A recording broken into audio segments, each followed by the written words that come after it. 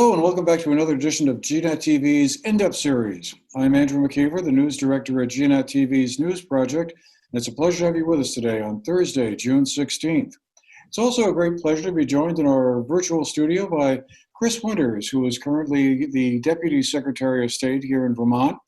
As many of you know, he is a candidate for the Secretary of State position, which became open earlier this year when incumbent officeholder James Kondos announced he was going to be stepping down after the conclusion of his current term later this year. So Mr. Winters is one of three candidates who are running in the Democrat primary, which will be held on August 9th, and we will be talking to all three by the time we get to that point, or well before it, I hope. And today, it's an opportunity to hear from Mr. Winters about what are some of his priorities of the job if he's elected. And Chris, great to have you, back with us here on the News Project. I recall it was about 2 or 3 months ago, I think it was, we had you and Mr. Kondos on for a discussion about Sunshine Week. That's right. Thank you, Andrew. Thanks for having me on. And I really enjoyed our discussion last time when we were talking about open and transparent government. Well, great to have you back again, and thank you for making the time for our conversation today. So let's get started then, and I suppose we'll just begin with the obvious question: why are you running? Sure. Thanks for the question. And as you stated in the opening and the introduction, thank you for that introduction. When Jim Kondos announced that he was retiring, I knew that I had to step up. As Deputy Secretary of State, I understand what's at stake with the Secretary of State's office. The challenges that we're facing today are really unlike anything we've ever seen before. Election integrity is constantly under attack. Access to voting is being restricted in ways we couldn't have imagined just a few years ago. Yet in Vermont, we've taken a much different approach. We've led the nation in voting access. We've led the nation in things like professional regulation, something else the office does, and in all of the services that Vermonters and Vermont businesses rely on. So I want to take my 25 years of experience, the last 7 as Deputy Secretary of State, and ensure that we have a leader in that office who has a track record, a record of results. And as I like to say, I am the only candidate in this race who could hit the ground running and be ready to lead on day one. Well, I'm sure that until very recently, a lot of people had a kind of a fuzzy notion about what the Secretary of State did. And of course, that position has been a lot in the news lately since the 2020 presidential election, and all of a sudden everyone realizing that the Secretary of State of each state, each one of the 50 states, plays an extremely important role in overseeing state elections and federal elections within the state. But I want to drill down and talk a little bit more about that. But first, I thought I'd like to have you hear from you and tell us a little bit about what are some of the other jobs that the Secretary of State does in addition to overseeing elections. Well, thank you for asking that. Of course, everyone is really focused on elections, as they should be. It's probably the most important thing that we can do is protecting the right to vote. But there are many other things that the Secretary of State's office does that affect Vermonters' lives every single day. Over the years, the Secretary of State kind of evolved into that place where when you don't know where else to put it, let's put it with the Secretary of State's office. So for such a small agency, we have a broad range of responsibilities. Some of the major divisions that I now oversee, there are 4 major divisions. There's elections, and then there's professional regulation. That's actually the largest division of the Secretary of State's office that licenses and oversees 50 professions and 80,000 licensees. So that's everything from accountants to tattooists, pharmacists and nurses. Most Vermonters see one of our licensed professionals just about every single day, at least once a week. So there's a real public protection aspect to the Secretary of State's office that's complicated and something that I oversaw for several years. The third division, besides elections and professional regulation, is corporations or business registration. So we're the first stop for any registered business in the state of Vermont. anyone doing business has to come through our virtual doors and register their business. And we've worked really hard to make that process easy so that we don't get in the way of businesses and startups and entrepreneurs. And the fourth division, another very important division, is the Vermont State Archives and Records Administration, also known as VASARA is our short for it, our name for it. It's a warehouse. Most people don't realize we have a giant warehouse in Middlesex that has millions of cubic feet of paper records, terabytes and terabytes of digital records, and a climate-controlled archive vault itself where we keep our most precious documents. So we keep track of the state records and the state's history, which is another really important service. And then beyond those four divisions, we have other services like municipal services where we provide advice. It's what we were on the show talking to you about a few weeks ago, about the Open Meeting Law and the Public Records Act and the public's right to know, another very important way to keep your government accountable. And then other things like temporary officiants, where you can become a wedding officiant for a day, and the Safe at Home program, which is an address confidentiality program to protect those who are victims of violence, stalking, and abuse from their abusers. So that's just a few of the things. There's a whole lot more. It's a big job, and it's a lot to manage. You're right. The state archives in Middlesex are fascinating. I had the pleasure of going there once myself. Must be about 10 or so years ago now. And there really are some amazing documents that are being held there. It's a place everybody ought to go to at least once. Definitely. But anyway, well, let's turn to the election issue, because I know that's probably on the minds of a lot of folks, and it probably is one of the most important things the office handles. I guess.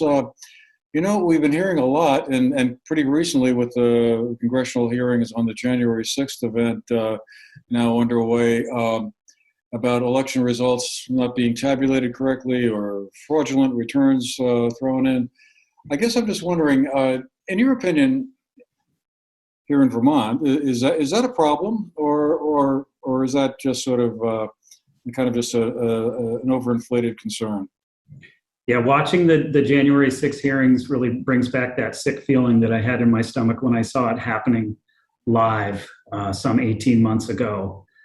We had just come through the 2020 election. We had a really successful election in the middle of a pandemic. We worked so hard to make sure that every Vermonter could vote in the middle of COVID in a high turnout presidential election. We wanted to make sure that no Vermonter had to choose between their health and their right to vote. We were able to put in place procedures to allow that to happen by mailing out a ballot to every voter and allowing them to choose, am I going to do it by mail? Will I drop it in a drop box, or will I show up in person? So after all that hard work, we were then hearing what we now refer to as the big lie. And I think it's being exposed in these January 6 hearings yet again, that there were no problems with the election. There was no rigged vote. There was no widespread voter fraud. And folks at the top actually know that, but continue to spread misinformation. And it's really done damage to people's faith and trust in elections. And the next Secretary of State needs to be on guard for that information, to push back against it, as Vermont has, and to try to rebuild that faith and trust by being very transparent about how elections work.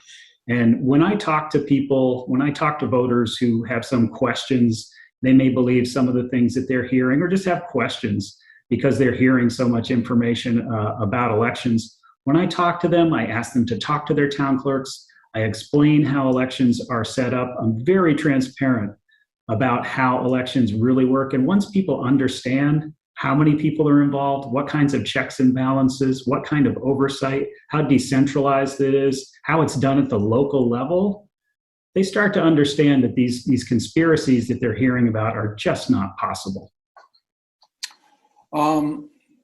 Now, will there be any differences this year in voting, both in the primary election and the general election, compared to 2020? I know 2 years ago your office implemented a lot of changes, made mail-in voting a lot easier. Are we going to be seeing the same things this year, or are we going back to an earlier way of doing business? Yeah, I'm glad you asked. It's the same as it was in 2020, but just to remind folks, for the primary, you will not automatically receive a ballot. You have to request one if you'd like to vote by mail or vote early. So request your ballot either from your town clerk or online through our My Voter page. All voters will get a reminder postcard in the mail, actually going out this week, to let you know that if you want to vote on the vote by mail for the primary on August 9th, you need to request your ballot. For the general election, we now have permanent mailed out ballots. So you will receive a ballot in the general election for November 8th. It comes out about 45 days ahead of time. So if you've requested a ballot for the August primary already, you'll be seeing that right around June 25th, maybe even a little bit before that. But for the general election, you'll be automatically mailed a ballot if you're an active registered voter. One of the other wrinkles in voting I've been hearing a lot about lately is ranked choice voting. And I know that's not a familiar concept to a lot of folks, but basically, as I understand it, you can correct me, since I'm sure you studied this issue a lot more closely than I have. You vote for your favorite candidate, but you also have the opportunity to vote for a second choice or a third choice. And then if no one gets 50% of the vote plus one, those second choice selections kick in and help determine a winner. I know there are a couple of towns in Vermont. I think Burlington is one that at least did adopt it for a while. I don't recall off the top of my head if they still use that or not. But I guess I just thought, what do you think about that? Do you think that's a method that would be wise to have on a statewide basis, or is it just too problematic? I like ranked choice voting. I'm in favor of ranked choice voting, and I think we ought to try it in Vermont, but that we need to do it carefully and thoughtfully in order for it to really succeed and be embraced. And I think Vermonters would embrace it once they understood it, but we have to be careful and educate first. It was used in Burlington, and there was a bad experience with it in Burlington. I think that made it go away and not come back for a number of years, but they've just brought it back. It just passed the legislature this year, a Burlington City Charter, to bring back ranked choice voting. So we can watch and see how that works for the Burlington City Council races in the coming years. But I want to start a conversation about ranked choice voting in January. The timing is right in between election cycles to talk about it again. But Vermont's been a leader nationally when it comes to election reforms. The fact that we have same-day registration, automatic voter registration, that we now have vote by mail, things like ballot curing, and lots of opportunity for early, no-excuse absentee voting, we're looked at as the gold standard for ballot box access, and it leads to great turnout and participation in Vermont. Ranked choice voting is another thing that I think will make Vermonters feel like their vote really counts. And you explained some of the reasons why it's important. Ranked choice voting can make sure that candidates who win have a majority of votes, so at least 50%. It leads to less negative campaigning because the candidates are also campaigning for those second place votes. And it allows you to vote your conscience instead of voting strategically. Personally, I'm tired of voting against certain candidates, especially in things like a presidential primary, voting strategically, trying to make sure that my vote doesn't help the candidate that I don't want to win. And you can do that with ranked choice voting, but we have to do it carefully, and we have to make sure the public is fully educated and on board about how it works. Otherwise, again, we don't want to shake confidence in elections any further than it already has been shaken recently. There have been a lot of changes. And there's also been a conversation underway in certain parts of the state about allowing folks who are under 18 to vote or are not yet citizens of the U.S. to vote in local elections. What do you think about that? Is that starting to get too far afield from kind of a comfortable standard, or should we start to think about allowing under 18s and non-citizens to vote in certain elections? Yeah, I think that's a local decision, and we should support that local decision on local initiatives. Some of the best conversations I've had about politics have been with my kids. My daughter, just before she turned 18, was really politically interested and active, and I think it's great to get young people especially involved and engaged in their community and have a stake in things at a young age, because it leads to further involvement as they get older, and filling some of those positions that we desperately need people for in local government. And with respect to non-citizen voting, it's voting on local issues. It's folks who are really solid members of their community. They live here, they pay taxes, they want to have a say in local issues, and if their town or city wants that, we should support that, and we do. With things like non-citizen voting for Winooski and for Montpelier. Brattleboro tried to pass the 16 or 17-year-old voting, but it was vetoed by the governor. But I think we ought to support it if that's what the local municipality wants. And one last question on voting before we move on to the other aspects of the job. I was just wondering, we tend to celebrate, it seems like, whenever we get like a 50 or 60% turnout of voters in an election, which, I guess relatively speaking is okay, but I've often thought, gee, well, that's not really that good. I mean, why aren't we talking 80 or 90% turnout, whether it's voting by mail or in person? And I guess I just wondered, is there some way beyond perhaps making it easier for people to vote absentee or vote by mail that we can make it easier for people to vote so that we do get something closer to, like, say, an 80 or 90% turnout, at least in federal elections? Yeah, I totally agree. We had, I think it was 74% turnout in the 2020 presidential election, and that was the record. We can do better. We need to do better. And we've done so much to make voting accessible and easy. How do we get people engaged? And, for one, it's them having something worth voting for on the ballot. So I think it means getting good candidates on the ballot.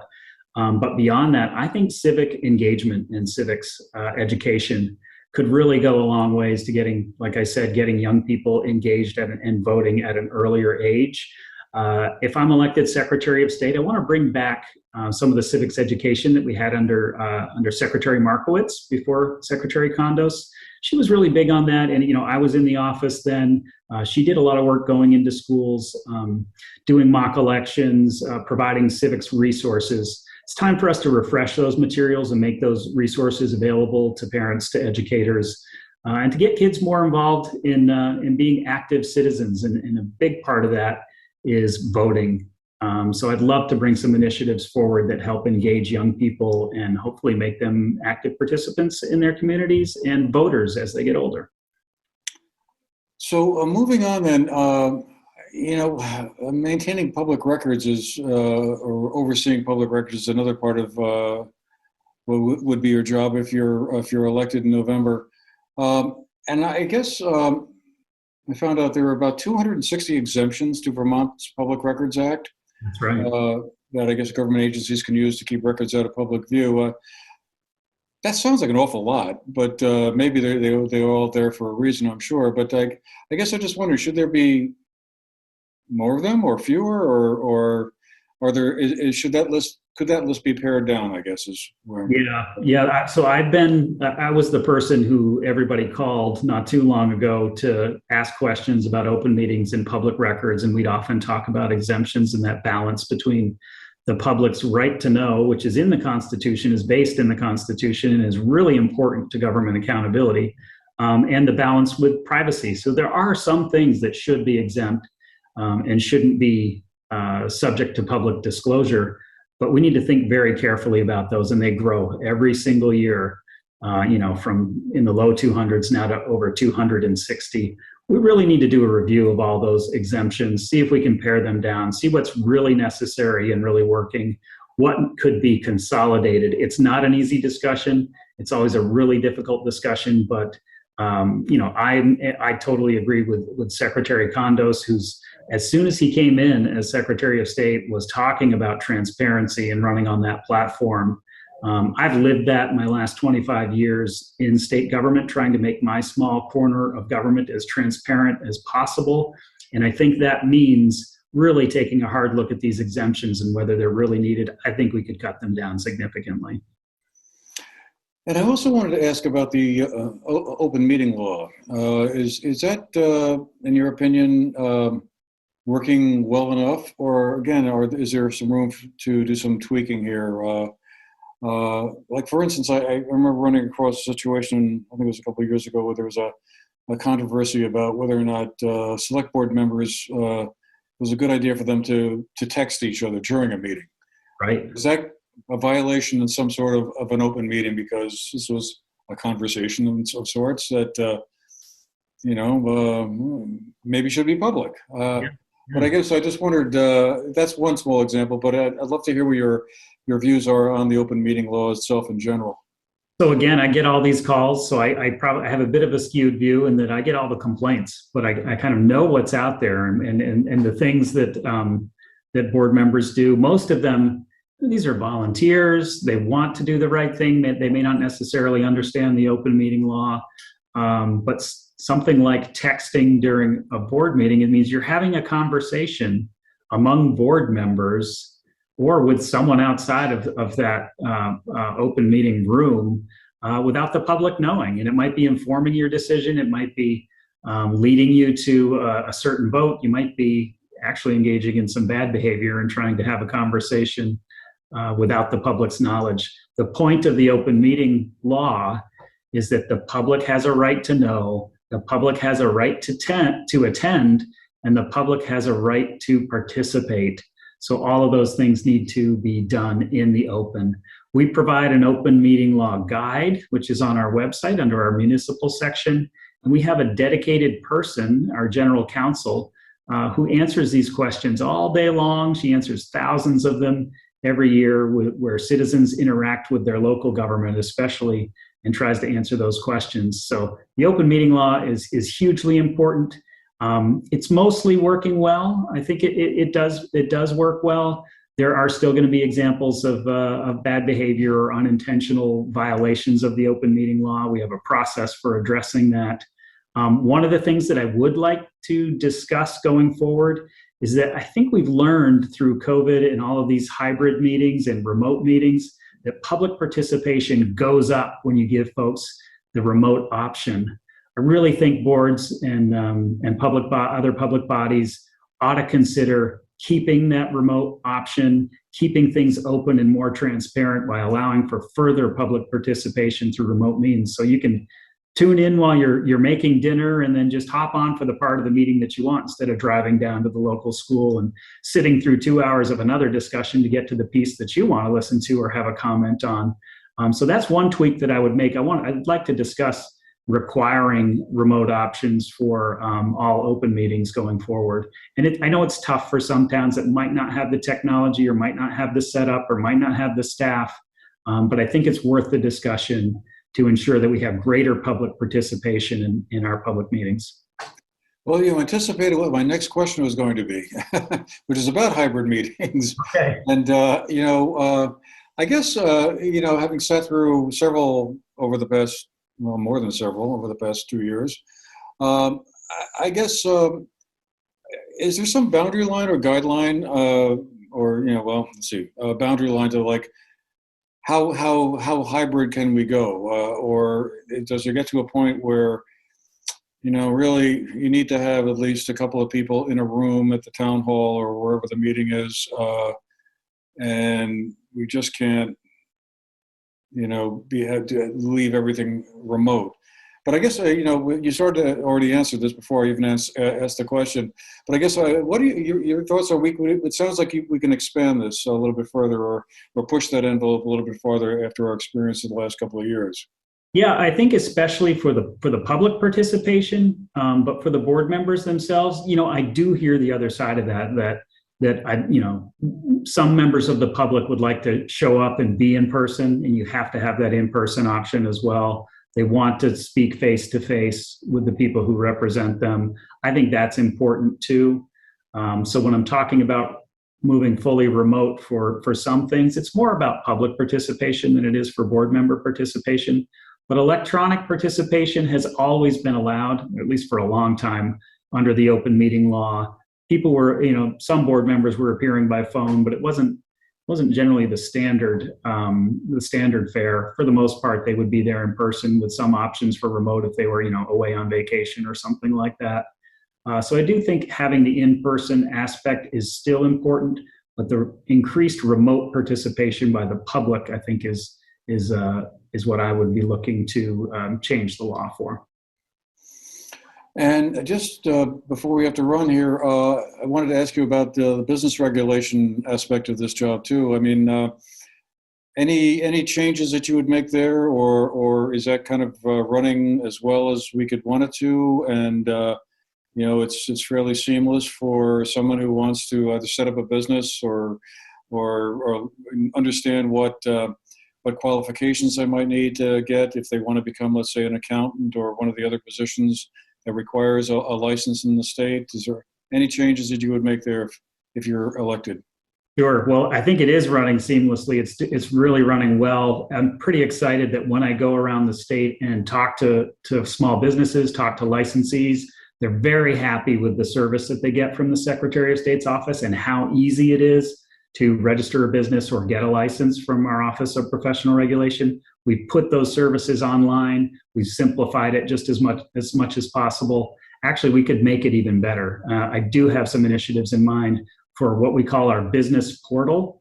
Right now, someone registers a business, they can also get to the Department of Taxes for their tax ID and the Department of Labor for unemployment insurance. We'd like to expand that so that it's a one-stop shop for small businesses. So they can not only visit those two departments, three departments at once, we'll also connect them to the Agency of Commerce and Community Development for any grants or resources they might be eligible for.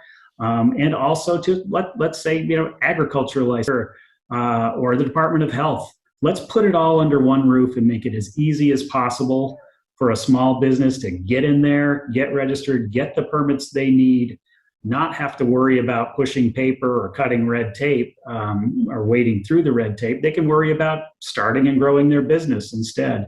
So the Vermont Business Portal is something I'm really excited to expand upon over the next few months and years. Okay, well, we'll have to leave it there for now, Mr. Winters, but thank you again very much for making the time for our conversation today. Really, I really appreciate that. And well, good luck out there on the campaign trail. And as I said earlier, we'll be talking to the two opponents you're facing in the Democrat primary, and I hear from them in the next couple of weeks, I think. And anyway, well, we'll see how it goes, and good luck. Thank you, Andrew. I really enjoyed the conversation. And just to remind everybody, vote on August 9th for the primary. And speaking of which, early voting happens later this month, right? People can start voting. The first ballots will be available around June 25th. And if you'd like to vote early or absentee, you need to request your ballot from your town clerk or online at mvp.vermont.gov. All right. Well, we'll leave it there. Thanks again. Thanks, Andrew.